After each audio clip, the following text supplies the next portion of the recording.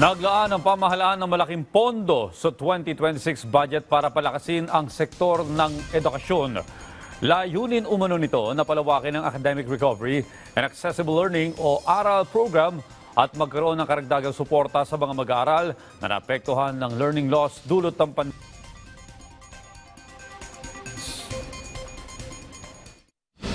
Halos 9 billion pesos mula sa 2026 national budget ang ilalaan para palawakin ang Academic Recovery and Accessible Learning o ARAL program.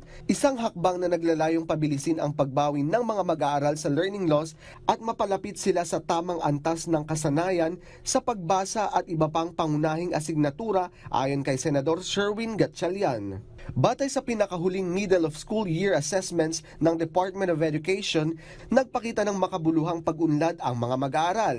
Ang mga mag-aaral sa grade 3 hanggang 6 ay nagtala ng average na pagtaas ng 5 puntos sa reading readiness. Samantalang ang mga mag-aaral sa grade 7 hanggang 10 ay nagtala ng pagtaas mula 6 hanggang 9 na puntos. Ang mga resulta ng pagsusuring ito ay sumasaklaw sa 3.42 milyong mag-aaral sa grade 3 hanggang grade 6 at 1.72 milyong mag-aaral sa grade 7 hanggang grade 10 na malapit nang maabot ang target na grade level reading proficiency.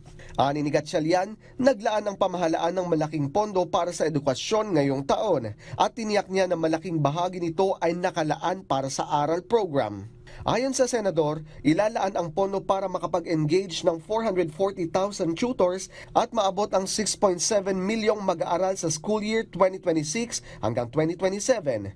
Nilalayon ng ARAL program na mabigyan ng karagdagang suporta sa mga mag-aaral na naapektuhan ng learning loss dulot ng pandemya at iba pang hadlang sa edukasyon, lalo na sa pagbasa at numeracy. Dagdag pa ni Gatchalian na ang pagpapatupad sa ARAL program ay hindi lamang nakatuon sa academic recovery kundi pati na rin sa pagpapalakas sa kapasidad ng mga guro at paaralan.